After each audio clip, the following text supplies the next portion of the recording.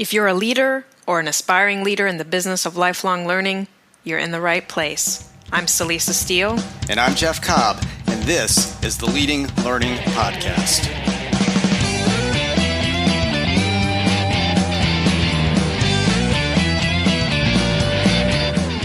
Welcome to episode 241 of the Leading Learning Podcast, in which we talk with Matthew Richter, president at the Tyagi Group. Matt is a facilitator, game designer, instructional designer, management consultant, author, speaker, and the co-host of the Truth in Learning podcast, along with Will Tallheimer. Celisa, what do you and Matt talk about?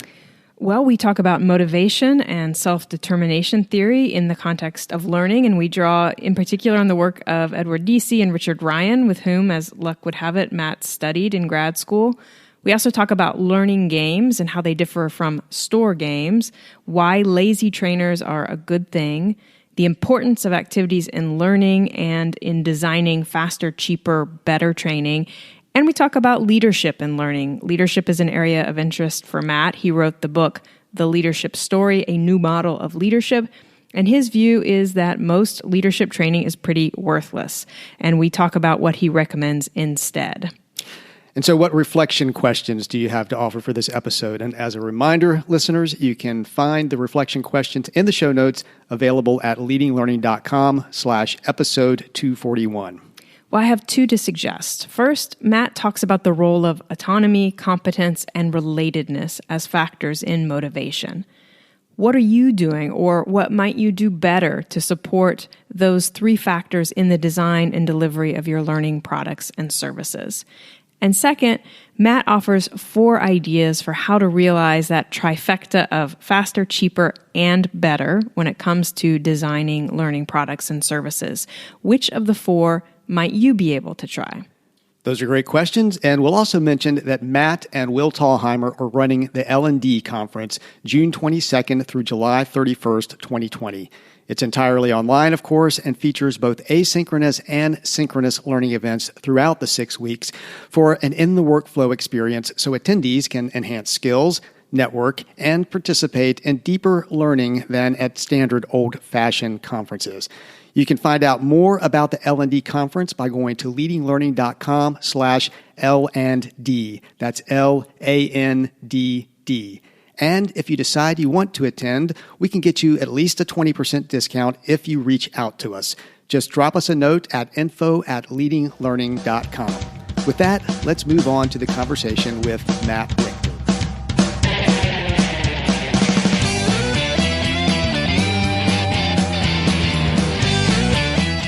Hello and welcome to the Leading Learning Podcast. I'm Celisa Steele, and today I'm talking with Matthew Richter. Matt is president at the Tyagi Group. He's a facilitator, game designer, instructional designer, and management consultant. He's also an author, a speaker, and the co-host of the Truth in Learning podcast, along with Will Tallheimer, who I should note has been a guest on Leading Learning before. Matt, welcome to the podcast. Thank you. Thank you so much, Celisa. It's truly an honor to be here. I actually feel like an imposter given all the other cool guests you've had.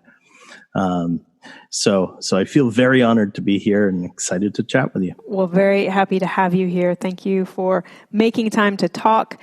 So before we dig in on some various topics, just want to give you a chance to say whatever else you would like for listeners to kind of know about you and your work as backdrop for our conversation.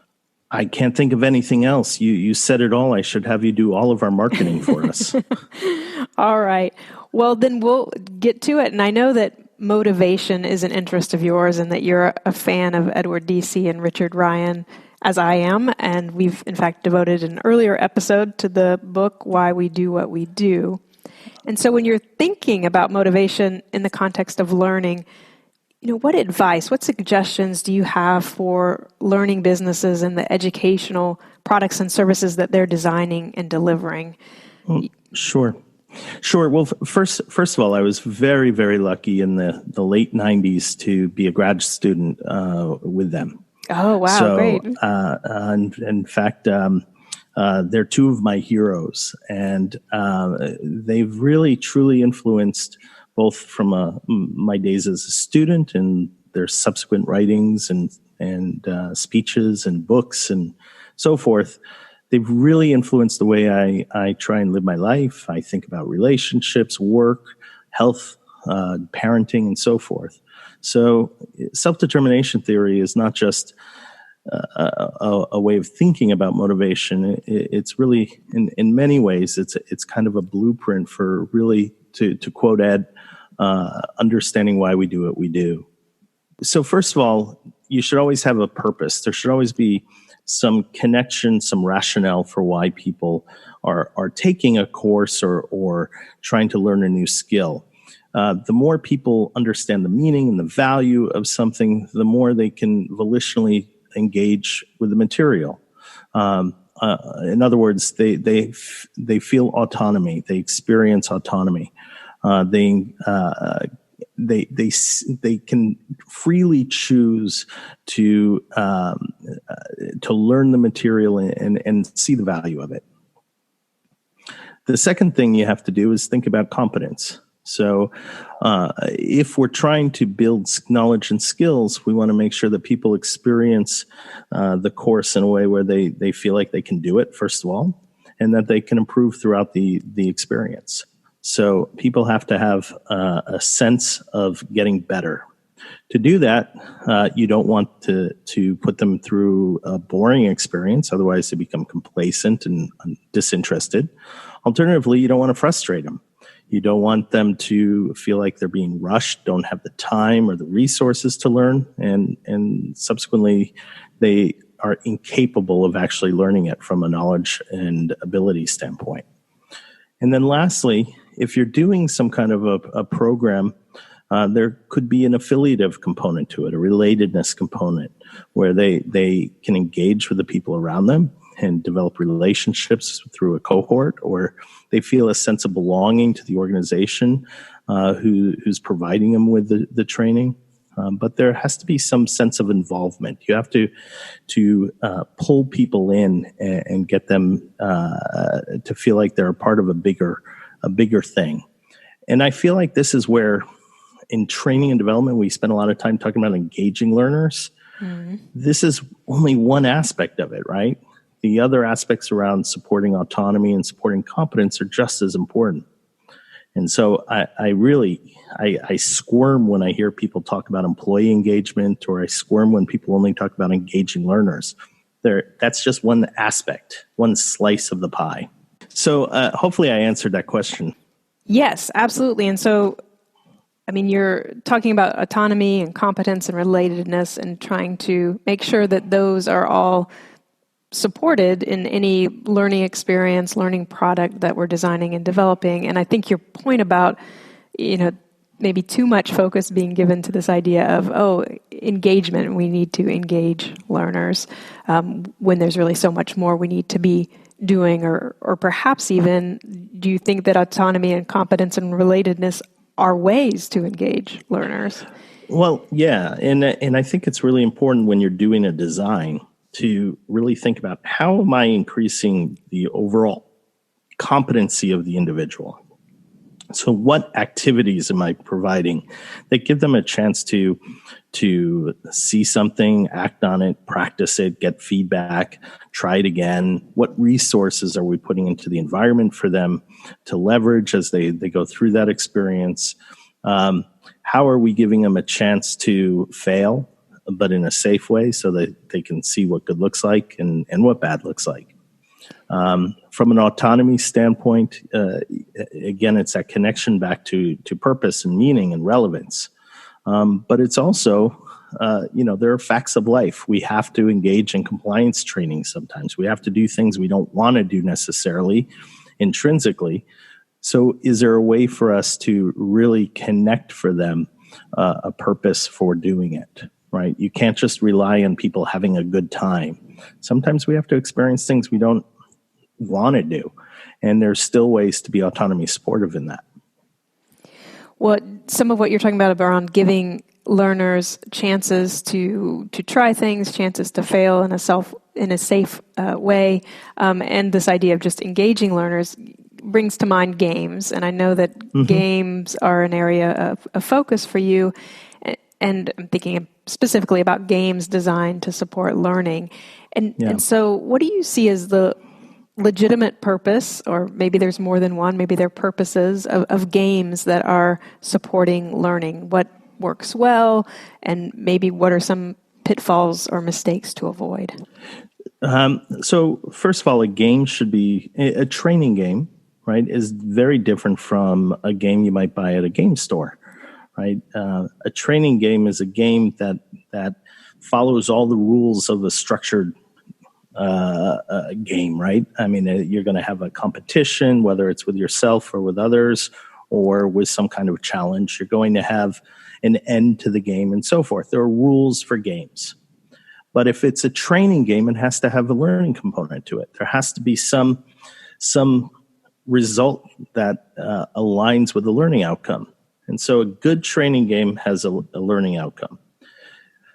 Good training games with learning outcomes are generally going to be better if they're easy to learn. So I've seen simulations that are beautiful and elegant, but as effective training simulations, they fail because they're really complex to learn. If your participants need a day to learn how to play a 4-hour game, it's too much.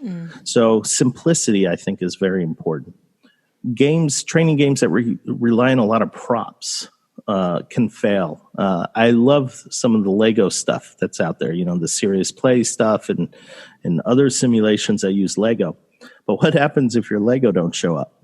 Right? What happens if you are so reliant on these props and then that doesn't work? So from an organizational standpoint, as you deal with your logistics, you have to manage the game more simply, I think, and be ready for anything. And then lastly, I think games shouldn't be so rule-oriented. You need rules. You have to have the structure for the game. But the game is really an excuse to reach that learning outcome. So if we spend so much focus on, hey, you're not playing right, let me correct you, or you changed that rule, who cares? So games should, from a facilitative standpoint, be flexible.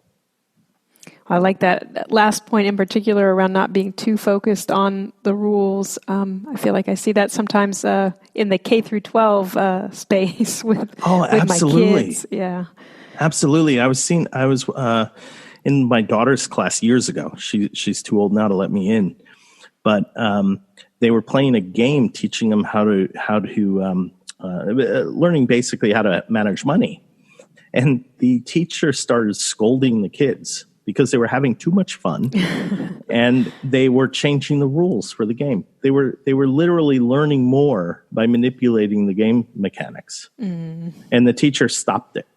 Right. Because they weren't playing correct, and that's horrible. Right. It's not about the game. Well, right. And so back to your first point then around, if it's a game for learning, a game for training, then you need to be focused on that learning outcome, and it needs to clearly support that. Absolutely. We talk constantly. Tyagi always is talking about we need to be able to modify games on the fly. You have to be able to modify your game. Well, so I'm going to move us to yet another subject. We're just kind of touching lightly on all these things, but you have so many areas of interest and expertise that I kind of want to touch on all of them. And I know leadership is another area that you've given a lot of thought to and done some work in, even written a book about. And so I was particularly interested in your observation that this idea that leadership is really a story versus like a set of competencies. So maybe you could just explain a bit what you mean when you say leadership is a story that we tell. Yeah. So first of all, this actually came to me when I was reading Homo Sapiens by Yuval Noah Harari. And in his opening, I don't remember if it's in his prologue or first chapter, but he talks about the notion that the only species on the planet that has the ability to both adapt and collaborate in large numbers is human beings. That we are, apes or chimps, they're great at adapting, but they can only do it in small numbers. You never see huge cities of chimps, right? And ants, on the other hand, they're really great at this collaboration thing, but they really stink at adapting. I mean, you put some poison in front of them, they die, right? And they're great at large numbers in that adaptation, but in the collaboration, but they don't adapt well. And so Harari says the reason for this is because human beings created the narratives. They created myths and stories. And if you think about money, for example, money is really just a social construction. Money is this thing that exists that we've made up. We accept that our green $20 bills have a $20 value. We just agree on it. That's a shared narrative. Well, for that to happen, the extrapolation then is you need some people to be able to convey and tell these stories. You need some people to be able to get a whole large number of people coordinating, right, collaborating and adapting through those stories, and those are leaders. So to me, leadership is really about that coordination, that adaptation, that narrative creation, getting people to mobilize from point A to point B, as James McGregor Burns says, right? You do that through storytelling. You do that by getting people excited. You do that by getting them to say, wow, where you're describing is a better place than where I am. That's leadership. That's a story. And so that's what gets me excited. So do you have thoughts on the implications for this leadership as story in the context of a learning business? So, how leaders either run their learning business or what they might need or want to do differently to better serve their learners, kind of employing that leadership as story viewpoint. Well, I do, but it's going to put me out of business because I strongly believe leadership development is kind of a waste of time and money. And that Jeffrey Pfeffer from Stanford in his wonderful book, Leadership BS, talks about all the research that's been done showing that leadership development's kind of failed. That we're not talking about a large number of successes. And one of the reasons leadership development fails is because often it's taken out of context. So one function of good leadership is context. You have to understand that if we're in the middle of World War II, Franklin Roosevelt is going to lead us, right? But Bob Harris from somewhere may not have had the right timing, the right skills, the right individual characteristics to lead in that moment. And then we move into the 1950s or the 2020s, and the context is completely different, and the needs of the moment are different. So context is really important. The second thing is perspective. It kind of requires leadership moments to have passed for us to identify them as having been leadership, right? Very rarely do we identify someone as a great leader in the moment. It's only after the leader's done something that we see that she's done it, right? Or that we want to follow her for the next time. Have you ever met someone and said, that person's great, I'm going to follow that person without ever knowing what that person has done before? No, right. We don't do that. And then lastly, you have this component of time. Our views of leadership change over time. For example, Andrew Jackson was beloved by Americans probably right up into the last 20 years. And it's only when we've changed our views on race, thankfully, changed our views on Native American relationships and so forth, and we've started to really reevaluate our perspective of him. And so the distance of time, the perspectives we have, and the context really influence how we understand leadership. Now, what's that mean as developers of leaders? Well, it means it's a moving target. It means it's nebulous. It means that what works today won't work tomorrow. So what are we training? And the evidence for this, anecdotally at least, and there's lots of academic evidence as well, but the evidence for this is take coaches for American football. How many American coaches have won the Super Bowl more than once with multiple teams? If I recall, I think it's none. I don't think any of. They move to another team. Their skills haven't changed. Even their perspectives have probably gotten better, but the contexts are so different that they're unable to do it. Their players are different. Their bosses are different. The city is different. The fans, the grounds, all that stuff, right? And so, context is so important that we forget how much it really plays into it. And we forget that individuals don't have as much control over whether they're leaders as we'd like. And so train people how to read a budget, train people how to develop a strategy, train people how to communicate a strategy, train people on the specific skills that we see executives need. Forget calling it leadership. Let's look at it as executive acumen and focus it that way. And I think we would have a lot more success.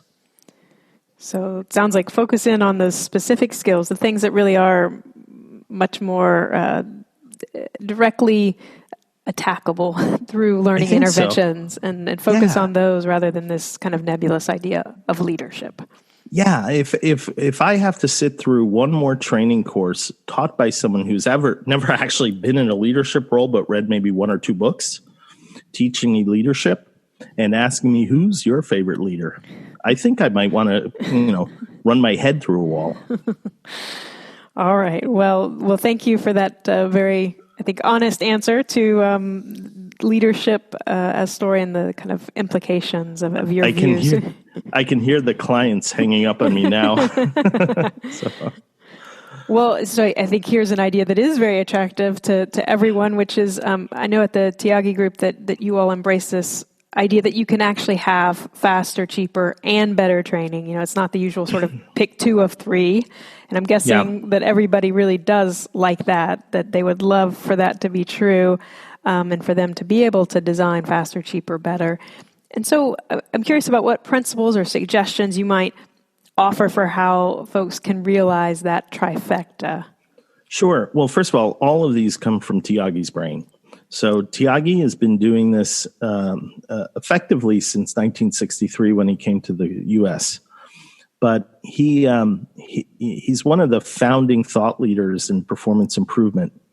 And he's been really focused on how do we use interactivity as a way of increasing stickiness, get people to retain information, get people to practice, get feedback, and so forth. And so these principles come from him. One of the principles is build the airplane while you fly it. In other words, when we're doing design, you have to constantly try it out. And if you call it a pilot, you've removed the context from what you're looking at. So take a class, take a cohort, and run it. And you'll modify it on the fly, right? You'll change things as you go. So build it as you go. By the way, I don't recommend this with real airplanes. But in a learning and development setting, skip the pilot. Just teach people. Mm-hmm. So build it while you fly it. Secondly is let the inmates run the asylum. In other words, if you let the participants do the work, if you truly believe the mantra that collectively they're probably smarter than you, then you have the ability to leverage activities wrapped around content and let them do all the work. Third principle that is associated with that one is she who does the most talking learns the most. So let's let them do most of the work. I believe in lazy trainers, mostly because Tyagi taught me that, right? The lazy trainer is probably the best trainer because that trainer is doing the least amount of work and effort. Another principle is wrap activity around content, which I just mentioned earlier, but let's call it out. And this is the notion that content's everywhere. We don't have to design content in a way we did in the 80s. So let's leverage that content, but wrap activities around it. And Tyagi's identified 66, I believe. I think we're up to 66 different categories of interactive strategies. Mm. So in each of these strategies have hundreds of different games associated with them. So using activities means I can use the frame of that activity and insert my content over and over and over again, which means I'm going to be faster. Mm-hmm.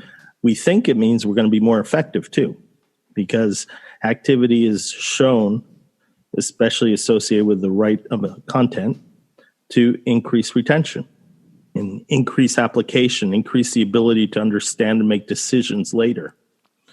And then finally, it's cheaper because you don't have to actually spend all this time doing it. So if you ask me to design a course for you, I'm ready to go in 5 minutes. Just put me in front of the room. We're ready. Well, that's very impressive.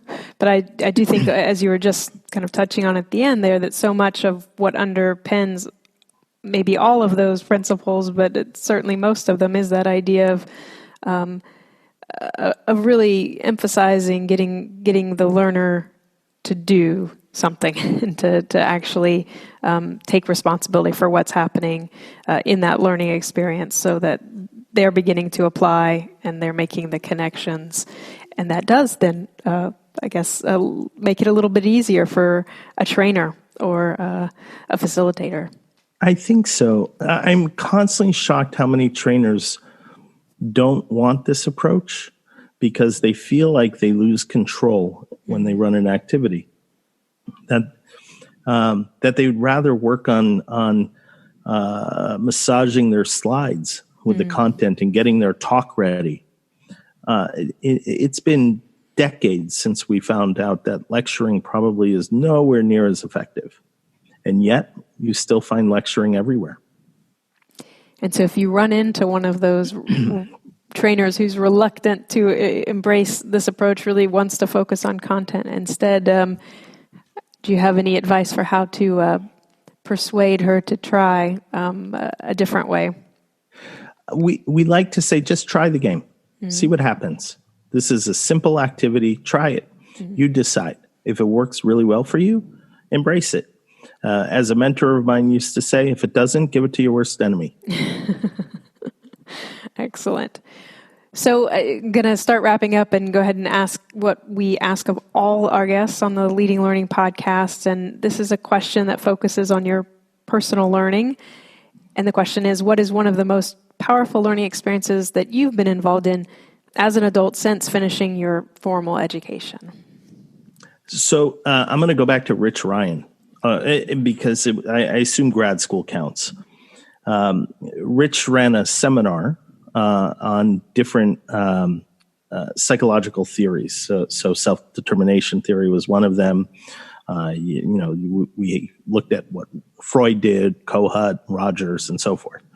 And every week of the seminar, he would posit a problem for the next week. And then he would assign us one of the perspectives, right? So this week, you're going to argue from the perspective of Rogers, you from Adler, you're from Kohut, you're from DC and Ryan.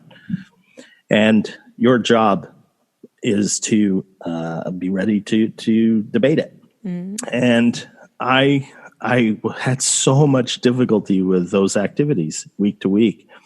And it's still with me today, 25 years later. And it's one of my favorite frames to use now, in fact, because it forced me to look from different perspectives, how other thought leaders considered the same problem. And it really opened my eyes, and not to just be so dogmatic about my own perspectives.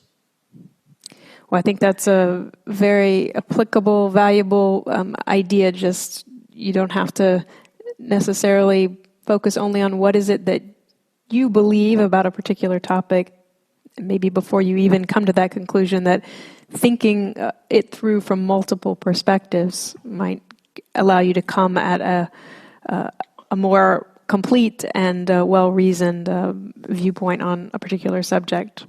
Although, to be fair, now that I'm thinking about it, I can't remember if it was Rich or Ed DC who ran that. Okay. So give them both credit. Okay. Excellent. Well, and then final question is just if listeners want to learn more about you or your work or connect with you, where would you have them go? So Tyagi and I are always at tyagi.com, and we're constantly updating our calendar. We have our Tyagi game blog that Tyagi religiously writes monthly. I live on LinkedIn, so you're always welcome to connect with me on LinkedIn. Will Thalheimer and I, as you mentioned, have our podcast, Truth in Learning. You can find us at truthandlearning.com, or you can access it through tyagi.com. And then I'm all over. You can often run into me at conferences or email me or anything. So whatever you'd like. Well, great. Thanks so much, Matt. I really appreciate your time and your thoughts that you shared. Thanks, Celisa. It was great fun chatting with you. That concludes the interview with Matt Richter. To get show notes, go to leadinglearning.com/episode 241, and the show notes will include the reflection questions. First, what are you doing and what might you do better to support autonomy, competence, and relatedness in the design and delivery of your learning products and services? And then second, which of the 4 ideas Matt offers for designing faster, cheaper, and better training might you apply? When you check out the show notes, you're going to see various options for subscribing to the podcast. And if you're getting value out of what you hear, Jeff and I would be truly grateful if you would subscribe, as it helps us to get some insight on the impact of what we're doing with the podcast. And as always, we'd be grateful if you'd take just a minute to give us a rating on Apple Podcast. All you have to do is go to leadinglearning.com/Apple. Celisa and I personally appreciate your rating and review, but more importantly, reviews and ratings help the podcast show up when people search for content on leading a learning business. Consider following us and sharing the good word about Leading Learning. You can find us on Twitter by going to leadinglearning.com/Twitter, on Facebook by going to leadinglearning.com/Facebook, and on LinkedIn by going to leadinglearning.com/LinkedIn. We also encourage you to use the hashtag Leading Learning on each of those channels. Please do help spread the word about Leading Learning. And again, if you're interested in the L&D conference that Matt and Will are putting on, just drop us a note at info@leadinglearning.com so we can offer you, as a podcast listener, a 20% discount. Thanks again, and see you next time on the Leading Learning Podcast.